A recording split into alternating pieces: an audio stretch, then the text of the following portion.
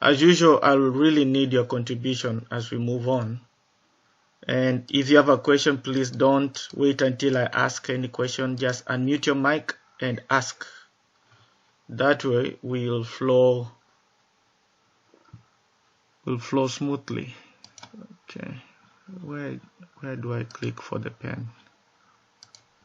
It's right there. I think I need the red one. Okay, so this looks like it was a spring 2019.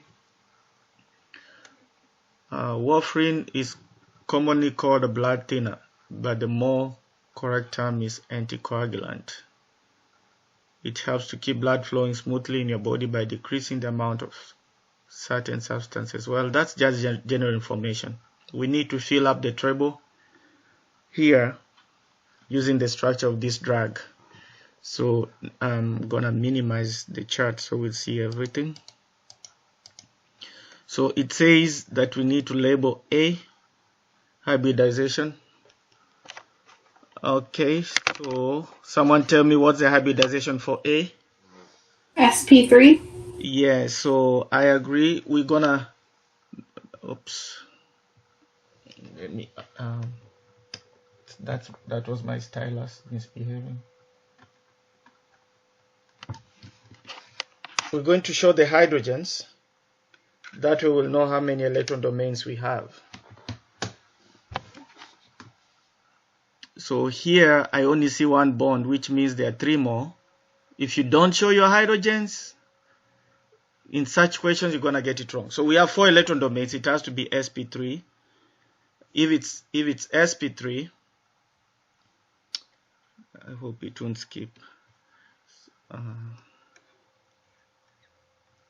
If this is sp3, then this electronic geometry has to be tetrahedral. And I told you for all tetrahedrals, bond angle is approximately 109.5 degrees. Next, B, we have to show the 2 missing bonds. Again, it's the same information. It's gonna be sp3, and then it's still gonna be tetrahedral. Write the word in full. Bond angle is 109.5. I need someone to tell me C. sp3. Correct. We need to show, you see there are 2 bonds, 2 electron domains, which means we have 2 lone pairs. They are not shown. That's the catch. Most students there would say sp, but you have to show the lone pairs.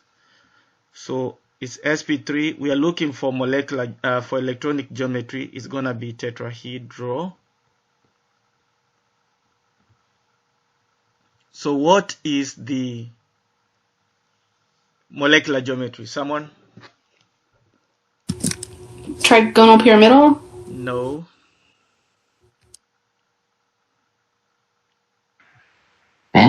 Bent, agree.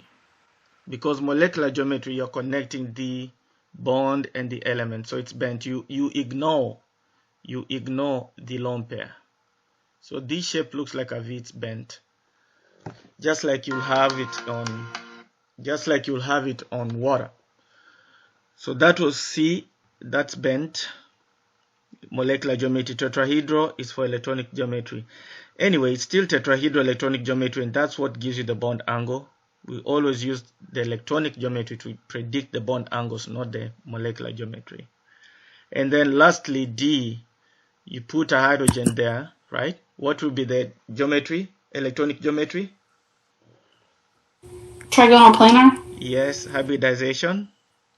sp2. Correct. So this is sp2. Bond angle? 120. Approximately 120. Okay, before we move further, let's just go ahead and answer that part that's circled. I think you need to show the functional groups. What functional group is this? Ketone. Yes, how would an aldehyde look like? If it was 2 different groups on the sides, like it was connected to a hydrogen and then a different group. Correct. You have to at least have a hydrogen and a carbon containing group. That would be the structure of an aldehyde.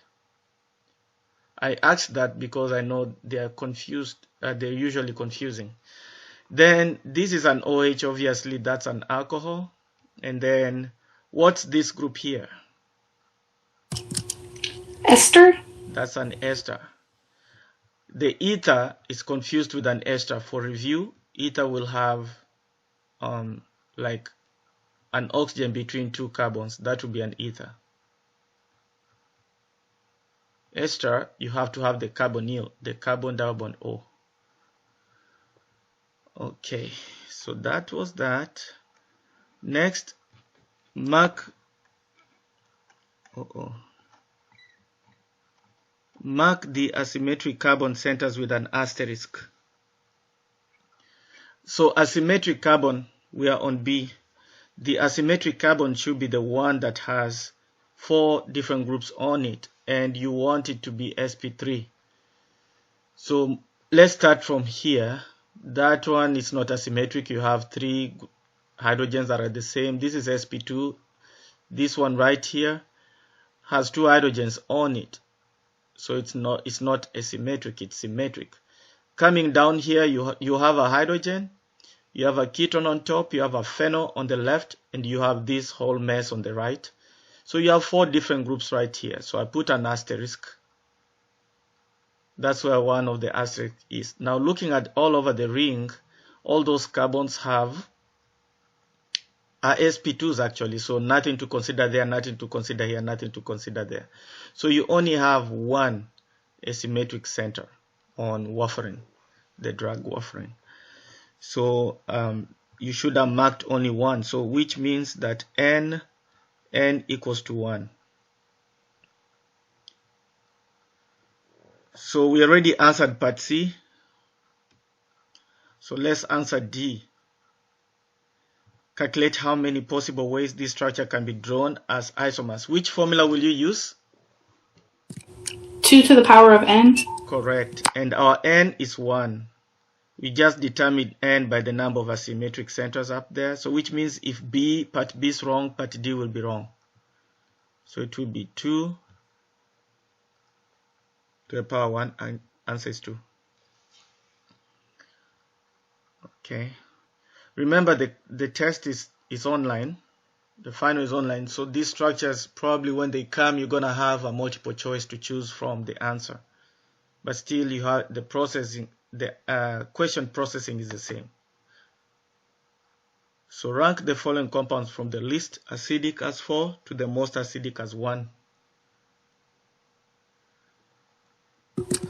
I got 2, 3, 4, 1. Let's see. 2, 4, 1. I'll need another input. 2, 4.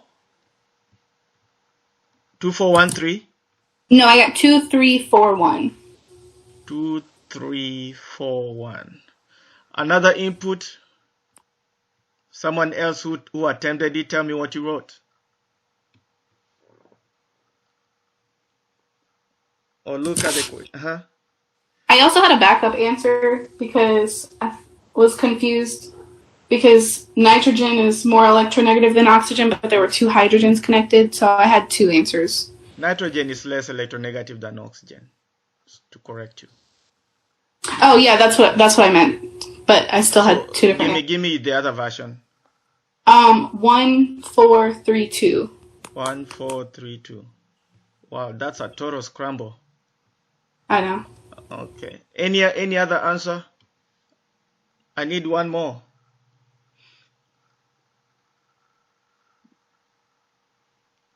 Okay.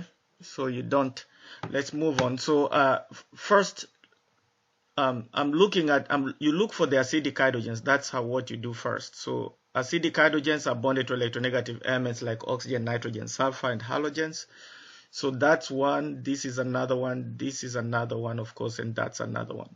So what I'll do is to ask myself, what happens if these are acids, then they are proton donors. So what happens if I lose the hydrogens? You're making a conjugate base. So that would be a conjugate base. This will be a conjugate base. That will be a conjugate base. Remember, the weaker the conjugate base, the stronger the acid.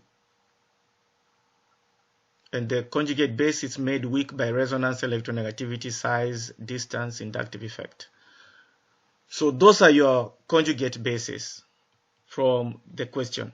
Acids are proton donors. So when this guy loses a hydrogen, when this loses a hydrogen to a base, when this loses a hydrogen to a base, when this loses the acidic hydrogen to a base, that's what you get. So let's see which of these one first. It says from the least acidic as 4 to the most acidic. So let's find the least acidic. The least acidic should have the strongest conjugate base. Out of what's listed, which one is the strongest conjugate base? A, B, C, D. Which is the strongest conjugate base? C. It's C, because nitrogen is the least electronegative out of the set, oxygen and nitrogen, and C does not have resonance. So these lone pairs are very much available. The lone pairs are very much available to be used as a base. So C is the strongest base, which means it comes from the weakest acid. So this should be 4. That's the least acidic, because once it loses the hydrogen, it makes a strong base. Remember, the weaker the conjugate base, the stronger the parent acid. The stronger the conjugate base, the weaker the parent acid. Alright, so next, followed by B. No, it's gonna be followed by let's A. No, let's see. Wait. Actually, it's followed by B. You're right. It's followed by B because this is an oxygen, but there's no resonance, right? And then this is a nitrogen, but there's resonance. Remember, where there's resonance stabilization, that's gonna win over electronegativity. So B will be the next one because there's no resonance stabilization, and it's the second most stronger base, and then followed by A. So this will be 2 because this is a nitrogen and this is an oxygen. Both of them can do resonance stabilization, but nitrogen is less electronegative than oxygen. So this conjugate base right here is stronger than this conjugate back here because nitrogen is less electronegative. Oxygen is more electronegative. It holds on to the electron stronger, doesn't want to let the oxygen go. So, which means this will be the most acidic, this molecule. And in fact, going by the name, this is a carboxylic acid. That's an amine, that's an alcohol, this is an amide. So definitely this should be the most acidic. So the ranking in red should be fine. The green one is wrong. Okay, I've given you all the facts you need to base on. So now let's move on to chapter 1 question, which is this question number 3. An unknown element Q reacts to form a charged cation Q3+. Okay, with a noble gas electronic configuration same as that of an anion of unknown element Z, which reacts to form the anion Z3+. So what this is telling me is that Q3+ and this fictitious element Z3+ have the same electronic configuration. Okay, they have the same electronic configuration. That's what I read. The unknown Q reacts to form Q3+ with noble gas electronic configuration same as that of the element Z, which reacts to form Z3-.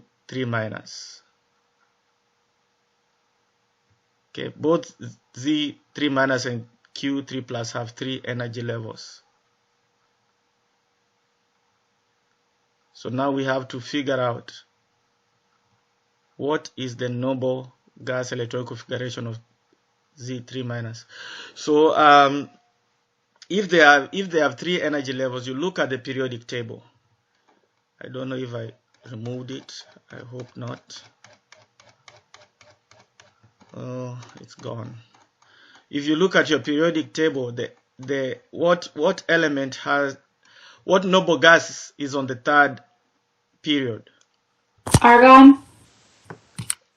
If it's argon, then Q3 plus and Z3 plus should have this electronic configuration. So now let's look and confirm if argon has 3 energy levels. So 18 electrons with argon. So it's gonna be 1s2, 2s2. I gave you that chart, the pyramid that you can follow. 2p6, 3s2, 3p6. Yeah, so it's 3. The highest shell is a 3. So we want the noble gas electron configuration. So you don't want to write this. This is the complete. This is called the complete. That's the complete electronic configuration. That's not what the question is asking. The question is asking for the noble gas electron configuration, which is this. So the answer here should be argon in brackets. Okay. So we have determined the electron configuration of Z. So what is the complete electron configuration of an atom of the unknown element Q? Remember, Q3 plus and Z3 plus 3 minus have configuration of so we'll say Q3 plus has a noble gas electronic configuration of argon, right? But it says that we need to find the electronic configuration of its parent Q. Someone tell me, what do I need to do? To the end of the complete electron configuration of argon, you would add 4s2, 3d10, 4p1. And why did you do that? Because you're still at the third energy level with p, or the fourth energy. Well, because it's 3, you add 3 electrons to it because it loses 3 electrons. Correct. 3 plus. Because this one is Q3 plus because it lost 3 electrons that were here. So if you're going backwards, then Q should have those electrons, which is what we've included here. Because moving forward, I think, let's see, will we need a 4? I don't think we need a 3D. Do we need?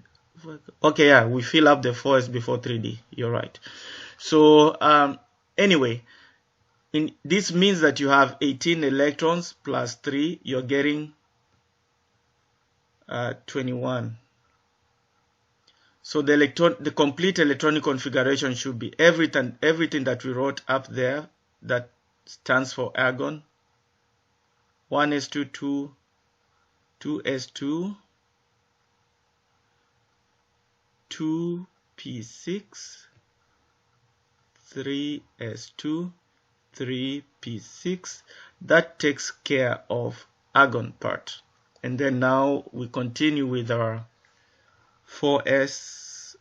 We fill up the 4s before the 3d according to your pyramid. That will be the complete. It's asking for the complete, not the noble gas. This would have been the noble gas electronic configuration of Q, but it's asking for the complete, which means you have to show everything. 1s2, 2s2, 2p6, 3s2, 3p6, 4s2, 3d1. Wouldn't it be 3d10 and 4p1? If you say, okay, let's see. Is it getting to 10? Let's see. Yeah, it passes up all of the D's and then it goes to 4p. Okay, wait. Let me see. 1s2, 2s2, 2p6, 3s2. So reaching here, it's 18, right? Yes. Okay, so if you add 10, you're going to 28. Oh, okay. We only have 21 electrons. Okay. The D's are weird. Okay, so it'll just be to the 1. Yes. You don't have any more electrons to fill up the D.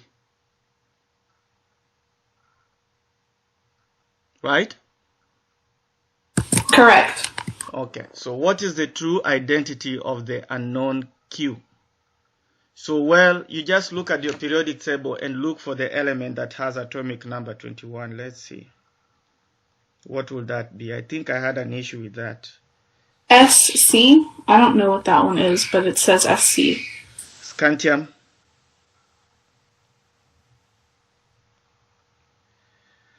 I'm pulling up my periodic table on the phone because this laptop will mess up if I do that. Do I have one up here?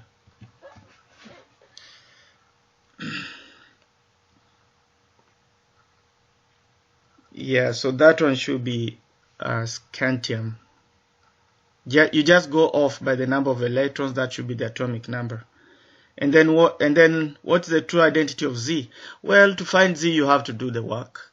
You know that Z 3- has 18 electrons.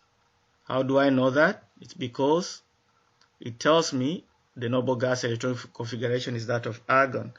But now, if it got to 18 electrons after losing 3, it means that the Z itself should be 18 plus 3 electrons, which were lost to make Z3-. So I'm getting, what's that?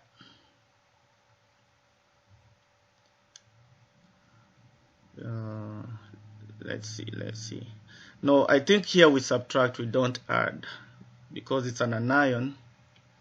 Here it gained electrons. Here the Q lost. So we have to take the 18 and subtract, because it's 3-. So we subtract, you get 15 electrons. So I look at the periodic table and look for the element that has 15, and it seems like the identity is phosphorus.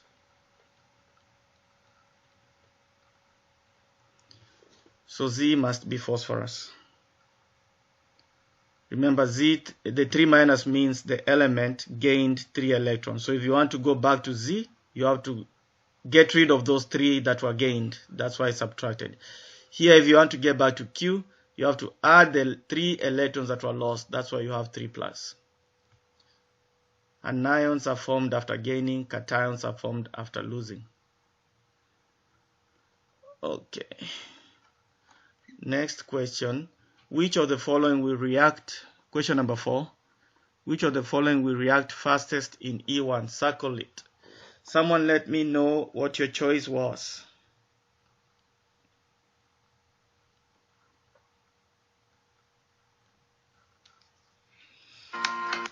Someone? Okay, no input. I thought we went over this in the last review. So one thing you need to know is that E1 goes through formation of a carbocation. And in that case, you want a tertiary will be more stable than secondary, will be more stable than primary. Metal X, don't do it. Or metal carbocation never formed.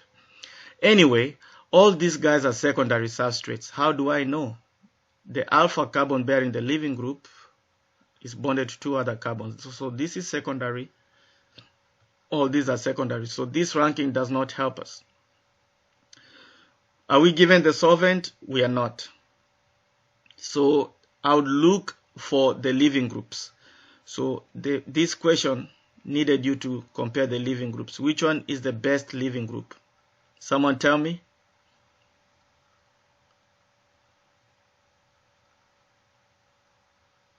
Which of the structures has the best leaving group? Of course, you are thinking this would be the leaving groups. Which one has the best? And why? No input. So the best leaving group is going to be iodide because of size. So when Br falls, you get Br-. When OH is lost, you get, because they have to get lost. They have to be lost to make a carbocation. You have to lose it to make a carbocation. like that OH must be lost somehow to get a carbocation. This has to be lost somehow to get a carbocation. So the iodide is the largest. Based on size, this is the weakest base. Best leaving group form weakest bases, or they form weak bases. So because iodide I minus is big and it's also a halogen, it's electronegative, then it's going to be the weakest base. It's going to be the best leaving group. So the one that will react fastest is this. The one that will react slowest is this one. The one with OH, because OH is a strong base. We want a weak base on the leaving group. You have a question on that? That would be the same reasoning for SN1 and SN2, because those ones would love to see strong leaving. In fact, all reactions SN1, E1, E2, but all those want good leaving groups. Okay, so now let's see.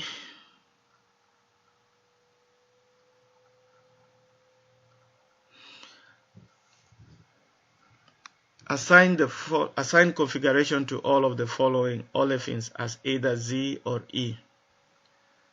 I need some input. Can you still hear me?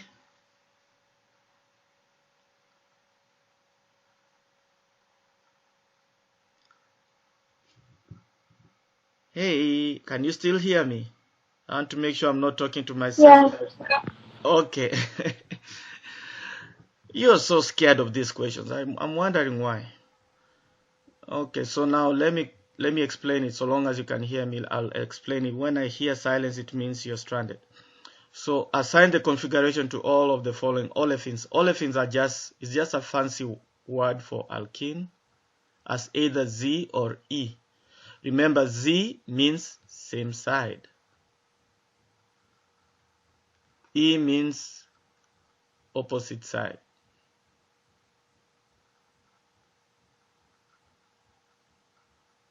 Okay, so now let's start with the first one. The process is you just cut the double bond into two and then assign priorities based on atomic number of the elements directly bonded to the double bond. So let's work on the one to the right. Carbon has atomic number 1, carbon has atomic number 6, hydrogen has atomic number 1.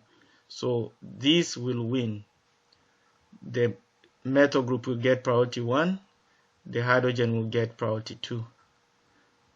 Do the same thing on the other side. I have a CH3 here. I have a CH2 here and a carbon. So if I'm to list groups to find a tie break, I'll list the elements directly bonded to these carbons in decreasing atomic number. I do have a carbon and 2 hydrogens, so I should list it as CHH. And then for this one, I'll list it as HHH moving forward. So obviously there's a tie break here.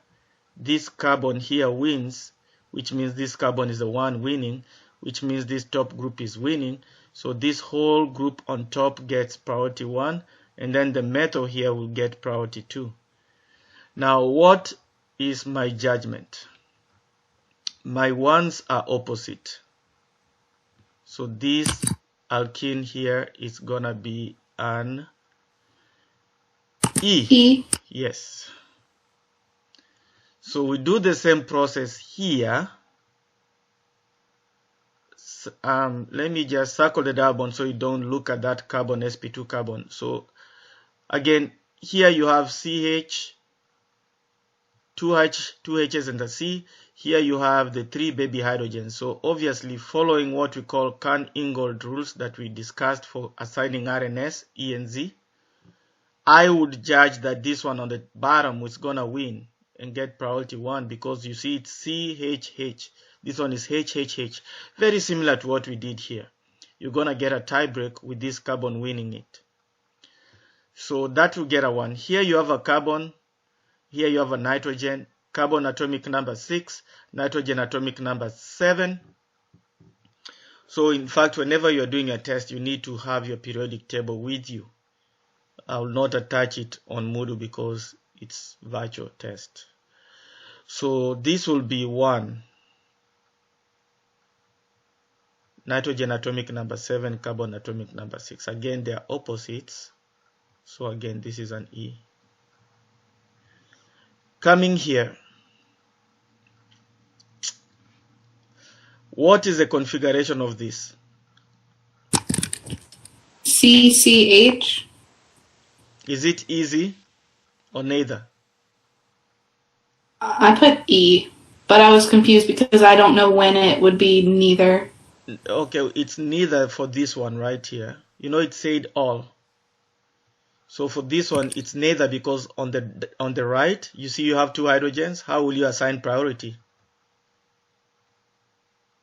So whenever you have similar groups on one end of the double bond, that double bond can neither be labeled as E or Z. Now that is not helping. So now we come here. Obviously, you see that you have an sp2 carbon to a hydrogen, sp2 carbon to a hydrogen, right? So there you cannot decide. So you move one step forward. I see an oxygen. I see a carbon. Who will win, oxygen or carbon? Oxygen? Yes, atomic number 8 for oxygen. So which makes the aldehyde priority number 1 versus the alkene. Remember, we are trying to assign across this double bond. So here you have a hydrogen. Obviously, you have a carbon here, so the carbon will win. So the methyl here will get priority number 1. My 1s are opposite, my 2s are opposite. Again, this is gonna be an E. That's the process. If they were on the same side, then we call it a Z. I don't need to assign EZ on the aldehyde because that's a carbon double bond to O. We are only assigning olefins, which are alkenes. You must have 2 carbons and a double bond in between them. Okay, so far so good. Let's move on. Can you possibly scroll back up to 4? I had to change my baby. I just want to see if I got that one right or wrong. So number 4, iodide was the best living group. So that's why we took it as the answer. Okay. Yeah. Because Thank you. of size. That's fine. Okay. What is the relationship between the following pairs of compounds? Are they enantiomers, same or diastereomers? Remember, for review, enantiomers, you should have opposite configurations. If one molecule is an R, the other one will be an S. As many as you have, as many chiral centers that you have, they have to be switched. Plus, you don't want an internal plane of symmetry. If it pretends to be an enantiomer and you have internal plane of symmetry, it's actually not an enantiomer, it's a meso compound. They are same if the chirality are the same, obviously. They are diastereomers if at least one center is kept and the other one is switched. So we have to assign chiralities to decide. Looking at these two on part A, I only have this center here to assign and that center to assign. Because the other carbon right there is sp2. We always assign RNS on sp3 carbons that have 4 different groups around them. So that's the first step. You want to identify the chiral centers, asymmetric carbons. So now let's assign. The hydrogen will be the babyest. Okay, that's a 4. And then this is a CH3. Obviously, that's going to take a 3. Now on the ring, we have to decide who gets 1. So I'll split the ring into 2. So going this way, I meet a hydrogen there. Here I see 2 hydrogens. So by eyeball, which side do you think is more substituted? The right side of the ring or the left side of the ring? Looking at the immediate carbon to the chiral center. The right side? Correct, it's the right side, because if I am to draw what's bonded onto this carbon, then I'll list it as, you see, we said whenever it's doubly bonded to an element, you pretend it's singly bonded to two separate types of that element. So two separate, you assume that this carbon right here is bonded twice to that element. That's what I mean.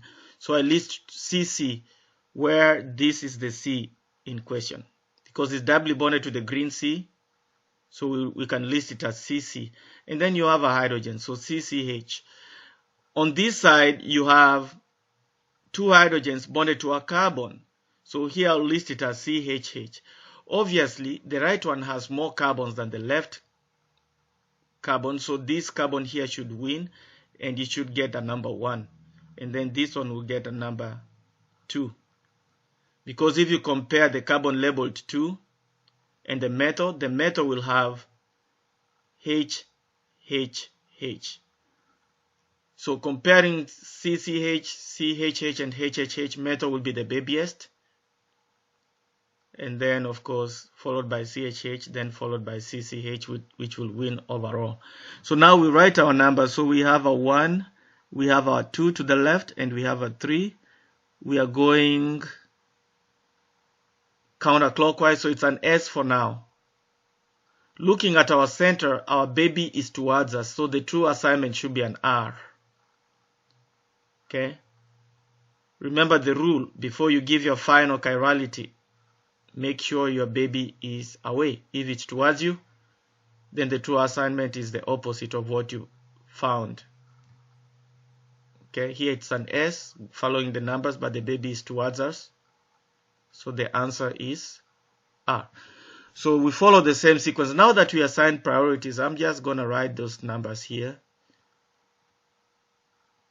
Okay, so this time our 1 is here, our 2 is here, our 3 is here, so we are going R.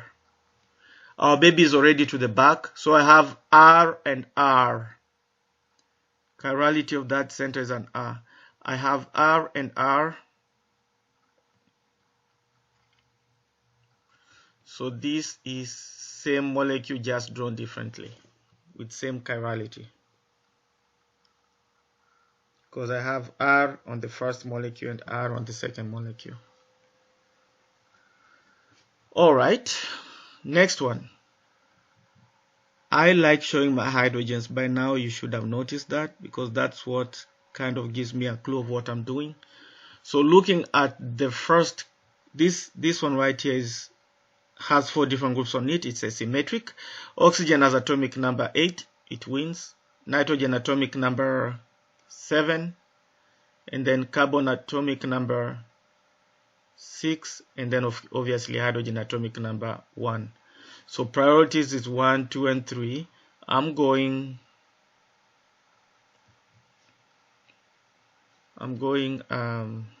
R. The hydrogen is away, so we keep our R. We do the same thing here. Hydrogen will be the baby. Keep in mind the hydrogen is towards you. But this is a CH3. This is a CH3. This carbon right here is not asymmetric. No need to assign chirality, because we only assign chirality on asymmetric carbons, so no need to do that.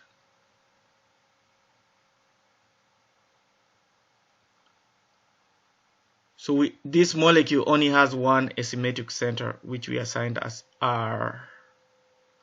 So we find a similar center like that on the second structure, which is this one. So again, oxygen 1, nitrogen 2 based on atomic number, carbon 3 based on atomic number. I'm going 1, 2, 3. This time I'm going S. I keep the S because the fourth group is away with the dash bond. That's what tells us it's away. You have RNS, no internal plane of symmetry. This is pair of enantiomers. Next one is a chair. Now here you don't need to worry yourself much about assigning RNS. First, you look at the molecule and see if there's internal plane of symmetry. In fact, one would say this is down, this is down, this is up, this is up. So one would think it's an enantiomer because those metals are opposite. So like if you wanted to draw it in 2D, one would have just easily said these metals are down. And then you'll draw the other one and say, oh, I'm seeing these guys are up. So by eyeball, you'll tell yourself, I see they are opposite, so they should be enantiomers. That's wrong. Why? There's an internal plane of symmetry. So if there is an internal plane of symmetry, these molecules are meso compounds. And meso compounds are usually said to be the same, because you have an internal plane of symmetry in both, with the elements or substituents being similar. So they are not enantiomers, they are meso. That was the catch. Okay. Come on, computer, you need to scroll. Chapter 20. I think question 6 was from chapter 6. Question 7 is chapter 20. Assign the following compounds as aromatic, anti-aromatic, or non-aromatic. So I need your input on this. This is fresh in your mind. Someone tell me. Molecule number 1. Aromatic? Nope. Someone else? Anti-aromatic? Nope. Which means you are left with 1, which is non-aromatic. Let's see why it's non-aromatic. Let's see. Oh, actually, I'll give you the aromatic because it's fused ring.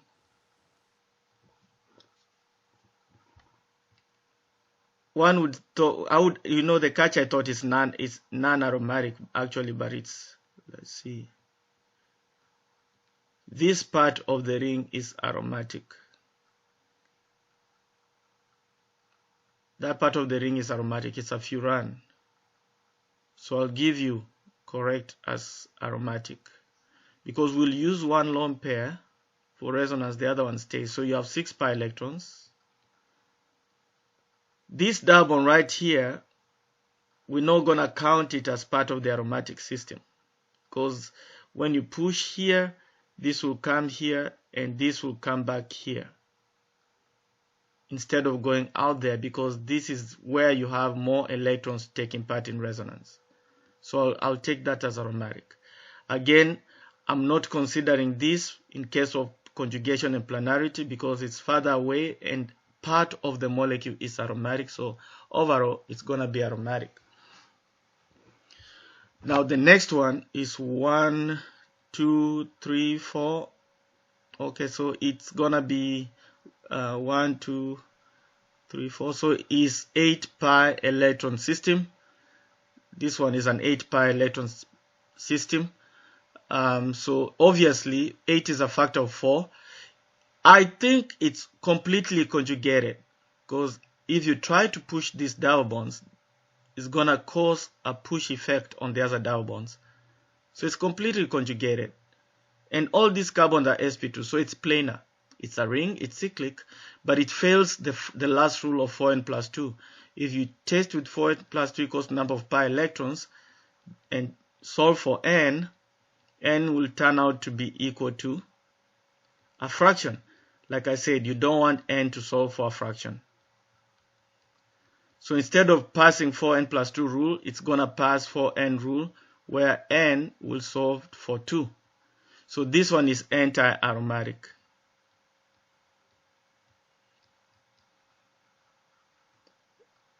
Someone give me the input for the next one.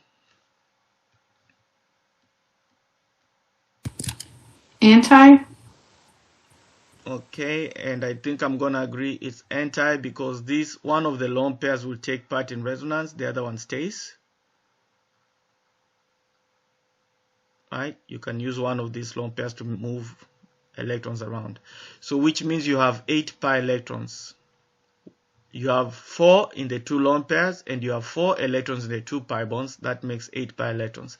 The same explanation applies to this molecule too, because this one will go with the 4n rule, not 4n plus 2 rule, where n will solve for a whole number. That's what we want. So this is anti-aromatic. Next one.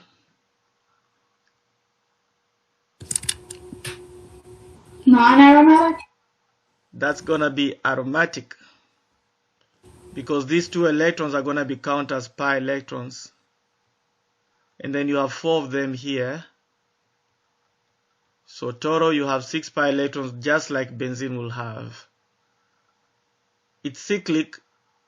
It's conjugated because once I draw the double bond there, guess what? You get a benzene ring.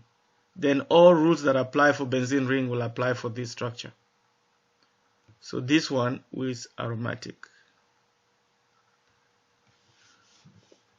Okay, so draw the resonance structures of the following compounds. Now I'm gonna give you a reminder. You always start to draw your resonance either from a negative charge or a lone pair, or from a pi bond where the lone pair is not there. So in this case, I have a lone pair here. That's why we have a negative charge. So I don't want to start pushing my arrow from the pi bonds. I start from the lone pair because it's there. Down here, there's no lone pair, so I have to start from a pi bond. Those are the 2 rules you use for drawing resonances. So I'll push this one here, and that comes here. The 2 electrons go there. So you get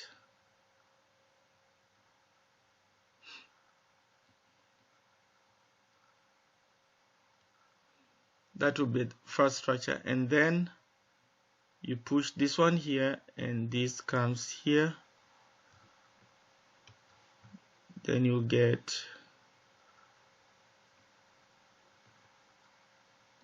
the second resonance structure. You know the pi bond has 2 electrons, so I show the 2 electrons as a lone pair, which in turn will make this carbon to have an extra electron, because remember there's 2 hydrogens here. So inside the 3 bonds you have 3 electrons that the carbon contributed to make the 3 bonds. So those 3 electrons plus 2 electrons in the lone pair makes 5. Carbon has a valency of 4. You have 1 extra electron, that's why we have a negative charge. Practice calculating your formal charges. You'll know where the negative charge comes from as we push the electrons.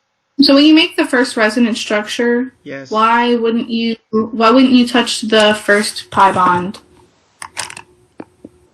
Like, it's in the same position. Why wouldn't that change? Why wouldn't I touch the first pi bond?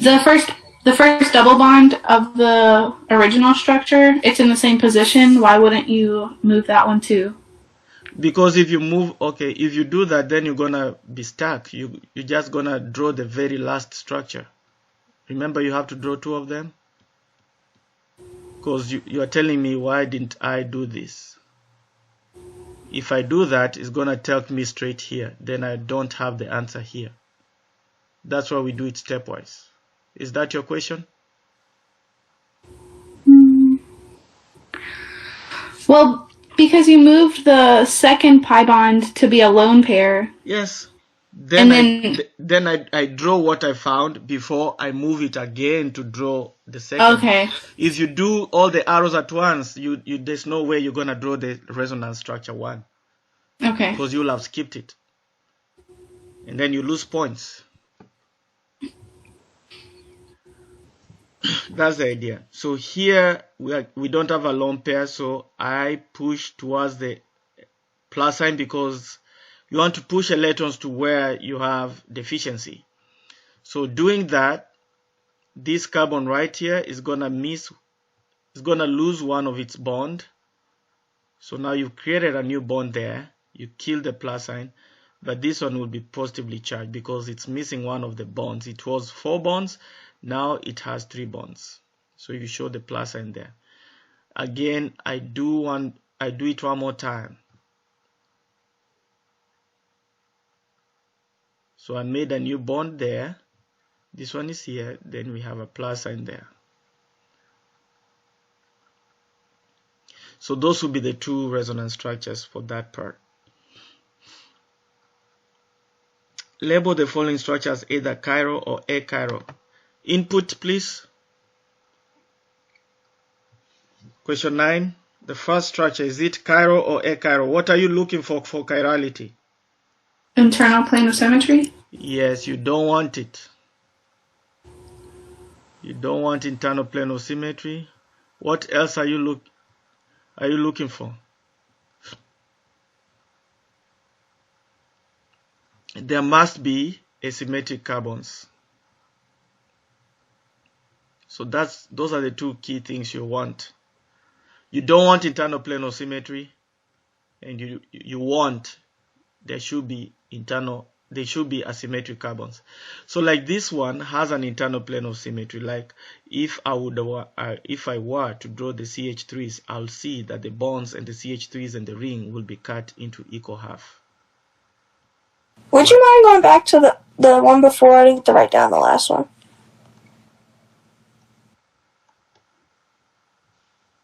Okay.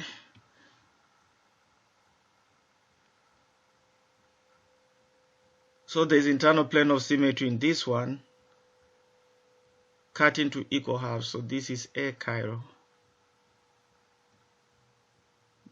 Why? Because there's internal plane of symmetry. It's not chiral.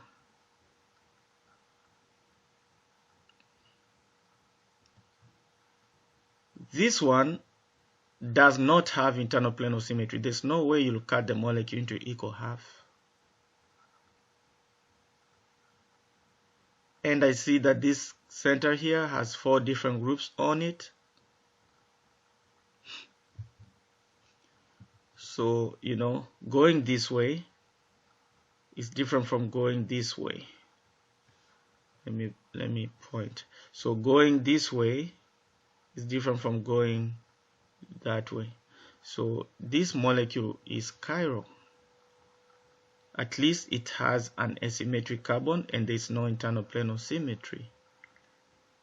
Someone tell me, what about the last one? Achiral? Correct. The reason being you can cut this molecule into equal half. Again, you have a CH3 here, but you can cut right through it. So the top part is very similar to the bottom part. Because there is internal plane of symmetry, this one is achiral. It's going to be tested.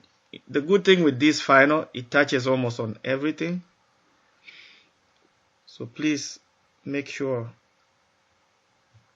you understand the little points you'll be looking for. So let me scroll to that point. Probably there's someone writing out there. Circle the least stable carbocation intermediate from the set of the compounds below. What is the answer? Look at the compounds, tell me. A? Why would you say that A is the least stable? Because it has the positive charge on the cyclic structure? No. Actually, if it's there in the cyclic structure, this carbon right here is bonded to 2 other carbons and it's resonance stabilized. We call this position allelic. So you have an allelic situation going on the left and on the right. This is secondary diallelic, which means it's stabilized twice by resonance. In the secondary, because the C plus is bonded to 2 other carbons. Remember stability of carbocations. That's the stability of carbocations. So the least stable should be either a primary or a methyl X. This one right here is a tertiary because the C plus is bonded to 3 other carbons. And also it's allelic. Why? Because I can draw resonances towards the plus sign. So this guy here is a primary. The C plus is only bonded to 1 other carbon. And of course it's not resonance stabilized, it's just primary. So this is gonna be the least stable.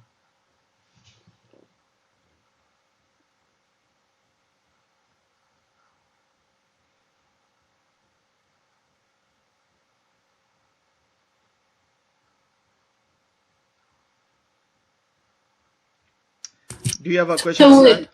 would A or C be more stable because A is secondary and C is tertiary, but Uh, A is diallylic?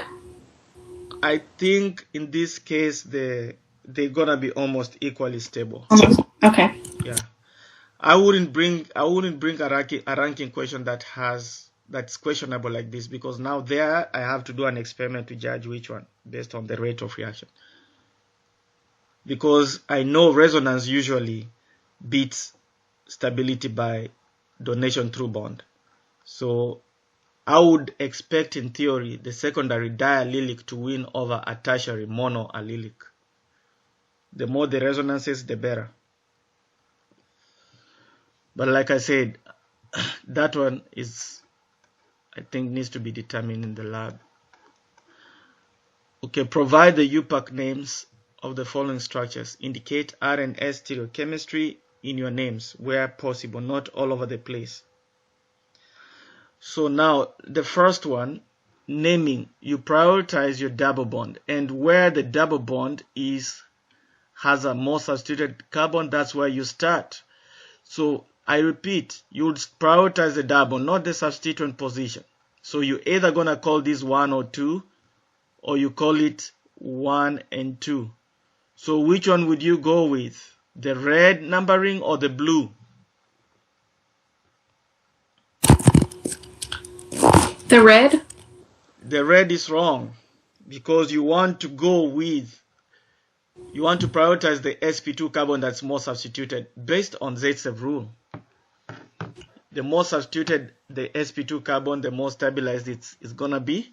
So the carbon 1 in blue is gonna be the best one to start with.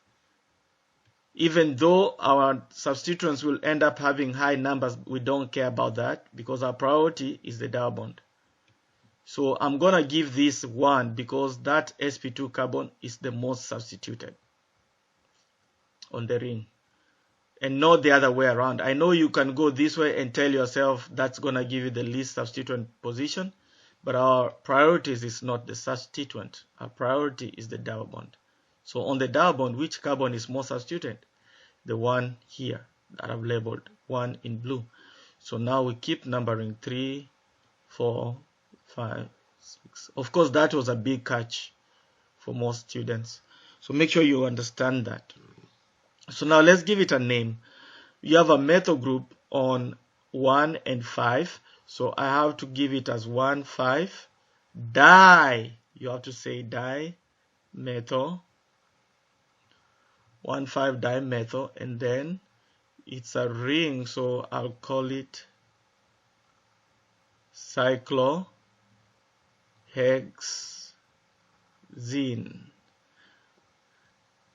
Whenever you only have one pi bond in the ring, you don't need to specify the position of the pi. If there were 2, then we'll specify the position of the pi bond, in which case I would have called it 1, 4, 1, 5 dimethyl, 1 cyclohexene, or 1, 2 cyclohexadiene, so to speak. But here there's only one pi bond, so this should be the name. No need to specify the position of the pi bond. It's the only one in the ring. Okay, so 1, 5 dimethyl cyclohexene for that one. For this one, you have to prioritize the position of your substituent. So, and you're looking for the longest chain. What is more important, finding the longest chain or prioritizing the substituent? The longest chain. Okay. Find the longest chain and then the substituent. If the substituent is not helping you, if they are exact position from either end of the chain, of the longest chain, you go to the second priority, which is the alphabet rule. Okay, so that's not a ring, so you have to prioritize the longest chain. Okay, so in red, that's how you'll number it. In blue, this is how you'll number it. So in which case, my substituent is on here. And I have the 3 and 4 on the substituent, so the blue is wrong. So we go with the red. So the name of this will be 3-methyl. I don't need a hyphen. Hyphens are only used to separate the numericals from the alphabeticals, from the alphabets. 3-methyl. Okay, the longest chain is 6, so I'll call it an hex. A and E because there's no pi, it's an alkane. So 3-methyl-hexane. Here you prioritize the pi.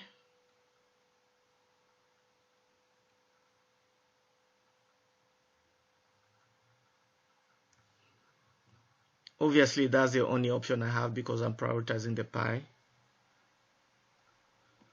And there's no substituent. The pi, the alkyne has a pi bond or pi bonds on carbon 1. Remember this CH here. So we'll call it 1 hept because there's 7 carbons in the longest chain. Remember again, there's a carbon here. Always show the carbons across the triple bond. That's one of the most common mistakes I see in triple bonds. Students keep the carbon hidden in the triple bond. Hept, 7 carbons in the longest chain, then Y and E. It's an alkyne. Is it more important to prioritize a substituent or a pi bond if you have both? Whenever of those? you have a chain, you have to, whatever you do, prioritize the pi bond. Unless if the pi bond is not helping, for example, in this structure, if I go this way, I meet the pi bond on the 3. If I go this way, I meet the pi bond on the 3. So the pi bond is not helping. So in which case, I'll use the substituent. So for example, if the methyl is here, then I'll have to start this way, not the other way. Got it? Okay, so pi bond first, and then if there's a substituent, the substituent. Yeah, if pi bond is not helping, Okay. either way, then consider the substituent. If the substituent is not helping, then use the alphabet rule. Got it. Thank you. So next, we have a bicyclic structure. First, we are gonna count. We're going to count the carbons overall. Start numbering from the bridgehead. In the priority, okay, I repeat, you start numbering from one of the bridgeheads, and you have to go through the longest route in order as you go to the least route. So in this case, I'll have to call this 1, 2, 3, 4, 5 because that's the longest route of my bicyclic structure. Then I go 6, 7. Notice that there's no ring in the middle. So that's how you'll go. You want to go this way. You don't want to go any other way. Okay, anyway, you have the other option if you want. You can start from here, but still you should go through the longest route. There's no substituent. That's why you have these two correct options. Now, I see that I have 7 carbons. So I'll call it a bicyclo.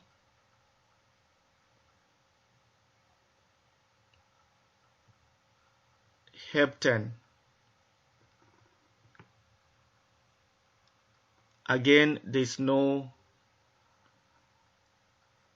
okay, the word that I wanted to write here is heptane. I don't have space, so let me just write there, heptane. Bicyclo, heptane. Now we need to put numbers in there. Can someone tell me what numbers will I put? 1 and 5? Or Nope. 3 and 2? Nope. Someone else?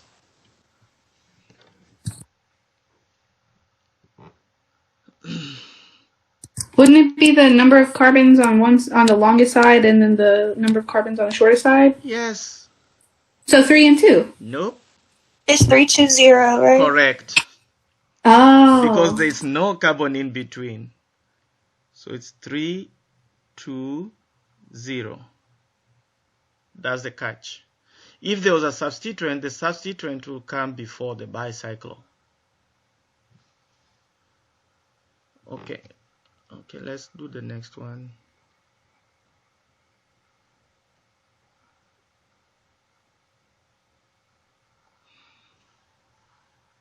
Now, we are prioritizing the double bond. In this case, both double bonds are equally substituted, as in they have the same number of hydrogens anyway. I'm saying so because of what we did on the first molecule. I had to start on this one because that one was the most substituted sp2 carbon of the double bond. But now here, both of them have one hydrogen, so they are equally substituted. Now in this case, I'm going to keep in mind my substituents. They should have the least number possible. So I would go this way. 1, 2. You have to go through the double bond. 1, 2, 3, 4, and 5. Alternatively, it would have been 1, 2, 3, 4, and 5. But this is wrong because you have a 4 and a 5. If you add 5 and a 4, you get 9. But with the red numbering scheme, I have 3 and a 4. I get 7. So this should be the one to go with, not that one. So get rid of the blue wrong numbering. Whichever way you can do that. I'm just trying to use my technology here. Okay, so the name here will be 3, 4. Don't forget the di. And it's di because they're two of the same type, dimethyl. And then I have a ring which has 5 carbon. So it's cyclopent. There's a double bond, only one, pentene. I don't need to specify the position of the double bond because it's the only one. If there were 2, I would have said dimethyl, probably 1, 1, 3 cyclopentadiene. But it's the only one, no need to specify the position of the pi bond in the ring when it's by itself. Next one, start numbering from the bridging carbons. I think they're called the bridgeheads. So probably you call this one, follow the longest route. I have 3 carbons, 2 carbons, and 1, sorry. So I'll go 1, 2, 3. There's a carbon here, 4, 5. Then instead of going up, that's 1 carbon going left. Those are 2 carbons, so I go 6, 7, and then now I can go up here, 8. So I obviously have an octane. So you wouldn't prioritize that methyl in it as it being 6 instead? Okay, that's the other one. I'm just coming back to it. Right now I know I have an octane. This is the first numbered scheme. I'm coming back to that. So someone tell me the numbers. I'm building to the name. We'll come back to that. What numbers should be inside the bracket? 3, 2, 1. Okay, 3, 2, 1. And then I would write here bicyclo. Okay, now let's look at the scheme. So I would also go there. Okay, we have to start on the bridgehead. 1, 2, 3, 4, 5, 6, and that's what you're saying. Then 7 and 8. Notice that both red and blue will give us this basic name. But to give the substituent name, you have to consider all possible. I mean, you can do everything before you give the name, but I just like to process the questions step by step. Okay, so the methyl is on the 6, not the 7, because the 7 is bigger than the 6. So we'll give it 6-methyl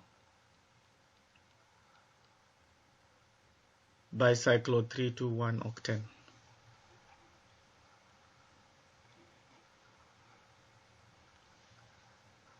Okay, here I can number it as 1, 2, 3, 4, 5, and 6.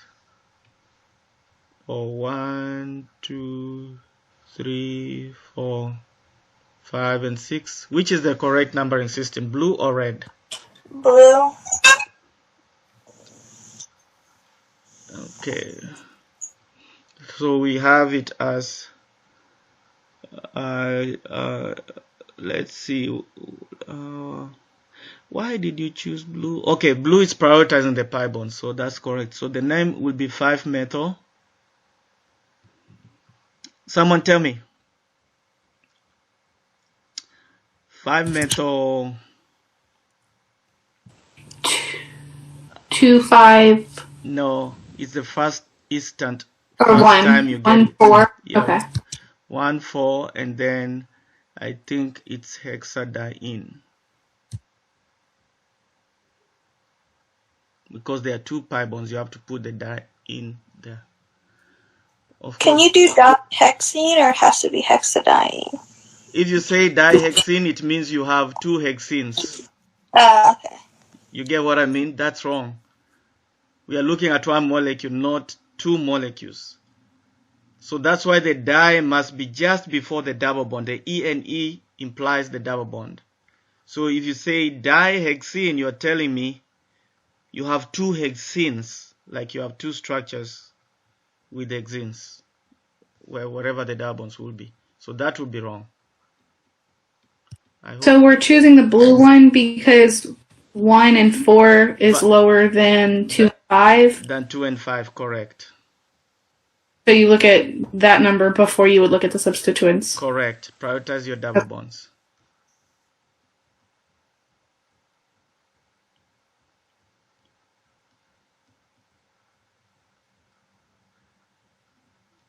This is simple. That's just 3-bromopentane. Okay, I know we are time overboard. I just want to see if there's anything. Okay, if you have time, you can stay along because I'm recording this thing. I want to make sure I go all the way to the end. If you cannot stay, I understand. If you want to leave, I'll record it and put it on the board. But right now, you can ask questions. That's the advantage. So methanol is polar protic.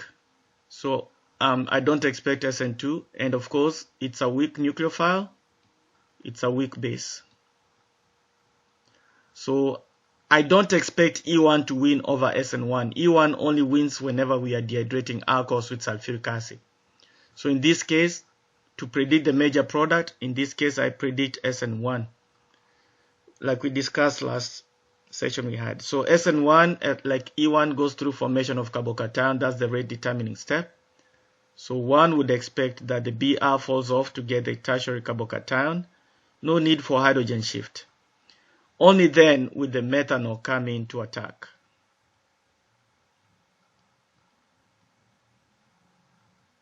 From either the top or bottom. Anyway, I don't expect 2 stereocenters because the carbon, this carbon right here, does not have 4 different groups.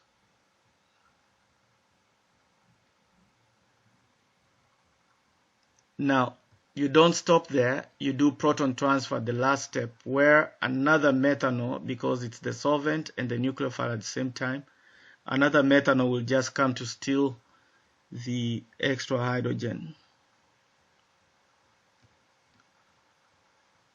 So the product here should be an ether. Okay. Here I see heat. I see a strong base. I see protic solvent. Anyway, this is both strong base, strong nucleophile, so it will take the role of a nucleophile in SN2 or base, strong base in E2. SN2 is hindered by the protic solvent ethanol, so I expect E2 to work here. Now remember, with E2, you have to consider the anti-coplanar rule. Someone tell me what that means? It has to be 180. Yes, the leaving group and the beta hydrogen must be 180 orientation. So right now, if I show this beta hydrogen, it's not going to be taken out. Why? Because it's on the same phase as the leaving group. So the hydrogen to take out is this. Next thing you have to consider is the size of your base. This is small. it's not attached butoxide like what we have on this one. So if it's small, it's gonna go for the ZSF product. So it's gonna pull out the beta hydrogen sitting within the molecule, like hindered within the molecule, which is that attack or make a double bond, and then that leaves. So the base pull out the green hydrogen, the beta green hydrogen makes a pi bond, the leaving group leaves. You no longer have stereochemistry on this methyl because it's now trigonoplanar. You're making a double bond. Moses, you're making a double bond. What are you doing? You're making a double bond. Okay, so now you get your 6-membered ring. Nothing happened on the ethyl side. The stereochemistry stays. Of course, the byproduct will be ethanol after the base takes out the beta hydrogen. Okay. So let's say this is the hydrogen that was taken out. But this is what's graded. So again, I'm not showing stereochemistry on the methyl because it's now sp2 hybridized. Trigonoplanar. It should sit on the flat on the surface, not towards me. So this again is a strong base, but it's bulky. It's bulky. If it's bulky, it's not gonna give you the ZSF product. It gives you the Hoffman product. So I'm gonna show. Let me just show, because stereochemistry is not defined. I'm just gonna show the hydrogens that could be taken out. So which one should I take out? The red one or the green one? Someone? The green one? Reasoning? Because it's bulky and it won't fit. It won't, yeah, it's not gonna go in there to take out the red hydrogen. So this bulky base will be like, you know what, I'm too huge, I'm obese, I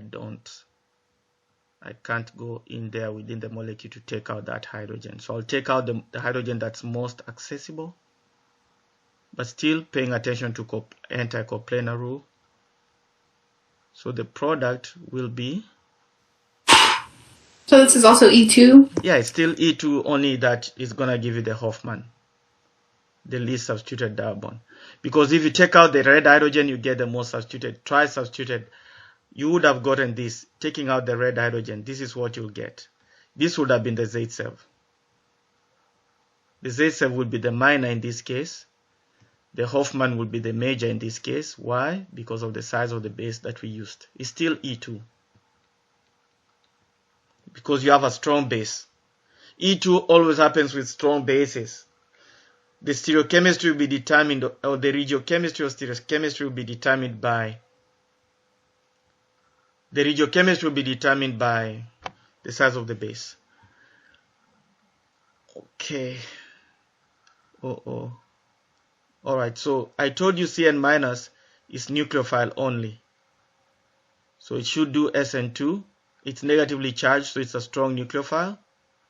And like I told you, it's nucleophile only. And last time we met, I told you these are the best examples of nucleophiles only. These are bullet nucleophiles according to your notes. They do SN2.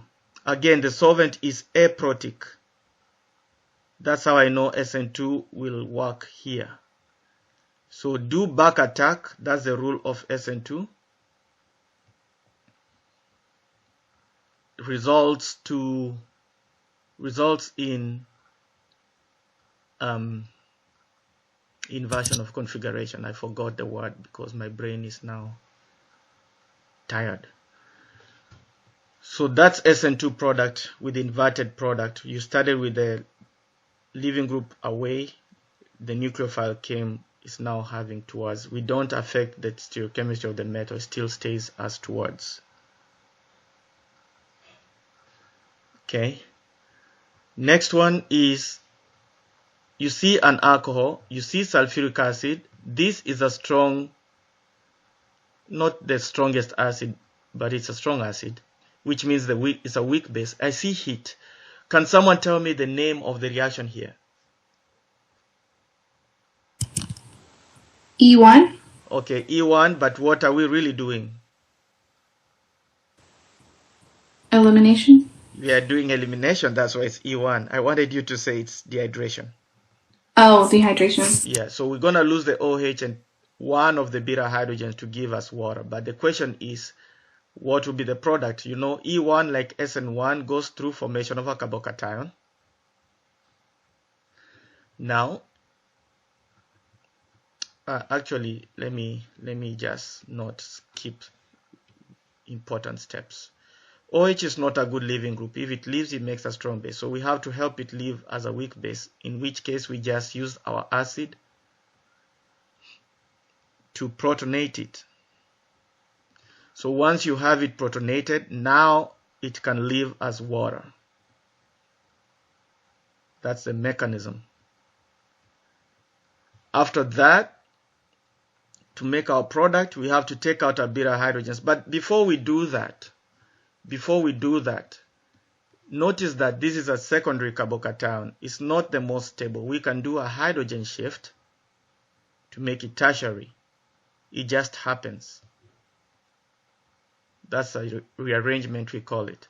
Here you had a hydrogen. Now you have two of them. Now your plus sign will come here because now this carbon is one bond less. The formal charge will be on that tertiary carbon. And now I can easily show my beta hydrogens. You know, I can take out any of these on the metals. They are similar. Or I can take out one of these. So which hydrogen should I take out to get the product? Because E1 always gives, most of the time, or if not always gives Z product. Should I take out hydrogens A, one of the hydrogens A, or hydrogen B to get the Z-self? Someone? B. B, because it's sitting on a more substituted beta carbon. So we're going to use our H2O that fell off from here to pull off this hydrogen and then use the bond to that hydrogen to make a double bond. And your product will actually be like that. After the H shift, you get the tertiary carbocation, which gives you a product that you can take out the beta hydrogen to give you the main product. Yes, I agree, this is E1, specifically it's dehydration. That's how you can make alkenes from alcohols using a bulky strong base, a bulky strong acid, sorry. So I think now we are on the last problem, which is Lewis structures.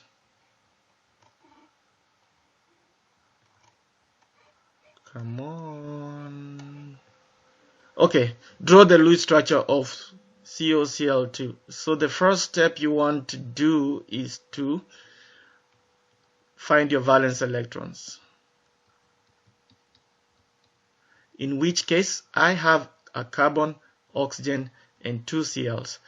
Valency of carbon, carbon is found in main group 4 of your periodic table, so valency is 4. Remember, not atomic number, it's the valency. It's on the 4th main group.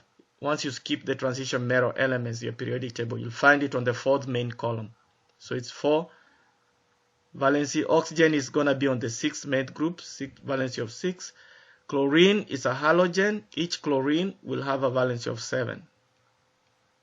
The molecule is neutral, so no need to subtract or add. So now I have 10 plus 14 gives me 24 valent electrons.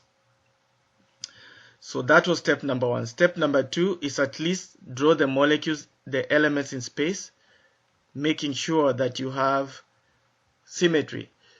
So you're either going to draw it that way or you're going to draw it this way. Which is the correct one? Drawing A or drawing B? A. Why A, not B? Because carbon is always the center. Not always. Can't you just sometimes look for the middle? Because C is connected to O and Cl is connected to O, so it would be all connected to oxygen. Right? No. The point is this. Bonded to it. Never mind. Let me ask you, how many bonds do oxygen take and keep and stays neutral? How many bonds maximum? 3. 3. Okay, if you give it 3, you're going to have a positive charge on oxygen, right? So the question is, how many bonds will oxygen comfortably take and be neutral?